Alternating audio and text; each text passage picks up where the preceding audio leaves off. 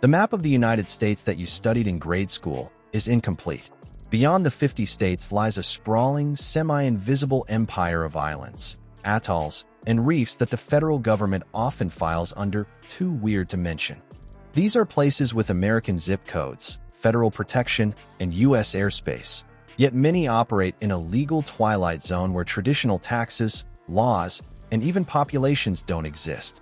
In a world defined by constant surveillance and bureaucratic paperwork, these territories represent the ultimate loopholes, places where the American flag flies, but the American rules are often optional or entirely absent. This is the definitive ranking of the most strategically forgotten U.S. territories where the concept of freedom gets incredibly strange. 1.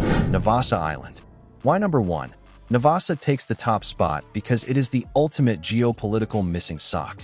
It is a territory the U.S. owns but essentially ignores, leaving it in a state of absolute, lawless isolation. The history, grabbed in 1857 under the Guano Islands Act, a real law that allowed America to claim land specifically for bird poop. This island sits between Haiti and Jamaica. It is closer to both of them than the country that officially owns it. Living conditions. There is no fresh water, no infrastructure, and no residents. The terrain consists of vertical cliffs and jagged rocks that look like the earth started rendering a volcano and then rage quit halfway through. The freedom. With a population of 0, the crime rate is technically perfect. It is the most relatable territory because it is tired, done with everyone, and just wants to be left alone. While Haiti still claims it, the U.S. maintains a vague sovereignty that ensures no one else can touch it. 2. Palmyra Atoll. Why number 2? Palmyra ranks second because it is a constitutional paradox. It is the only U.S. territory that is both incorporated, part of the U.S. proper, and unorganized, has no local government. The legal weirdness. It is technically more American than Puerto Rico or Guam, yet it has no permanent residents and no legislature.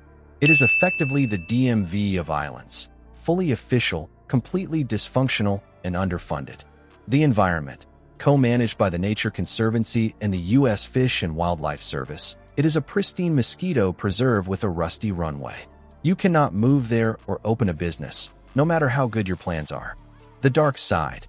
Its history is marred by failed luxury retreats, military ruins, and the infamous Seawind murder case. It is a place that feels free until you realize the nearest hospital is 1,000 miles away and your phone has no service. 3. Kingman Reef. Why number 3? This location will blow your mind because it is a U.S. territory that technically exists only at low tide. The geography, smaller than a Walmart parking lot. Kingman Reef is a commitment-phobic sandbar that disappears under the waves during high tide. It has 0 residents, 0 buildings, and 0 roads. The jurisdiction, despite being underwater most of the time, it falls under the Department of the Interior. You could technically be arrested on a reef that doesn't exist for half the day. Strategic value. In geopolitics, presence doesn't matter as much as ownership.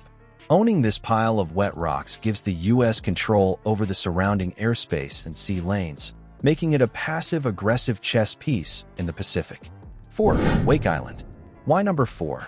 Wake Island is a time capsule of military limbo where the 1940s never truly ended. The access. Located halfway between Hawaii and Guam.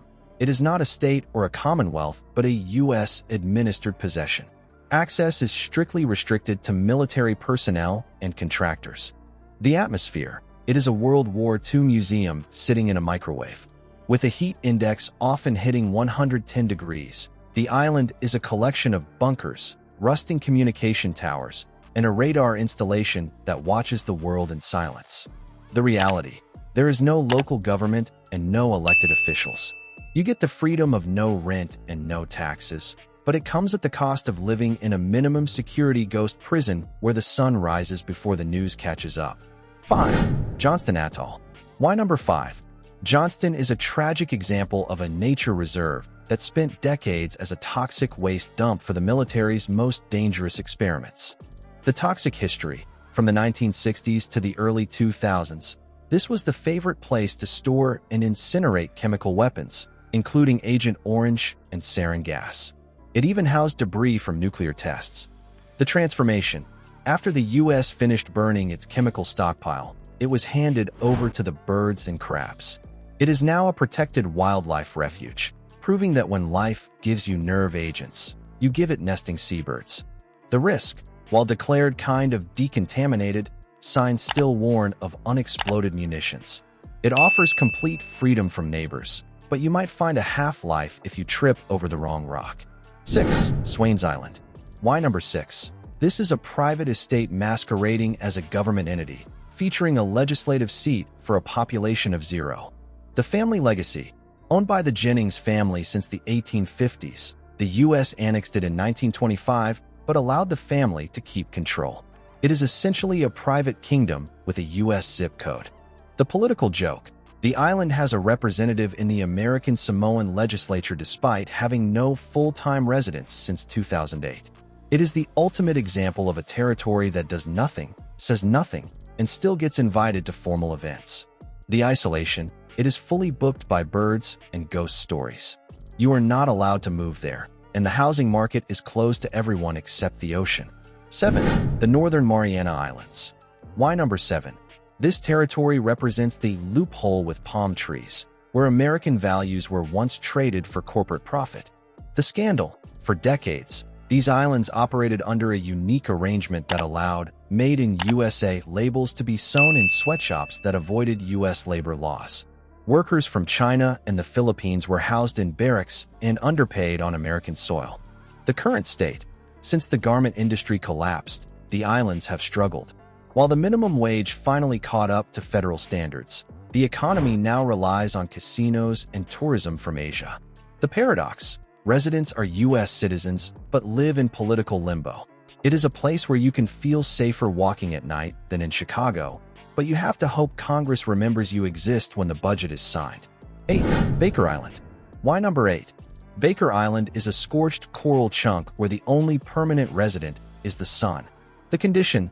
Located 1,700 miles southwest of Hawaii, it is 100% federal property and 0% hospitable.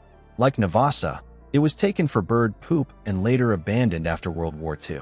The living standards. There is no shade, no water, and no Wi-Fi. It is a national wildlife refuge, meaning no development is allowed. The UV index is a permanent 13, and the only shade is provided by your own doubt. The freedom. It offers the ultimate tax-free life, but it is also oxygen optional. Your chance of being mugged is 0 because there is no one around to mug you, making it the safest and most boring place under the U.S. flag.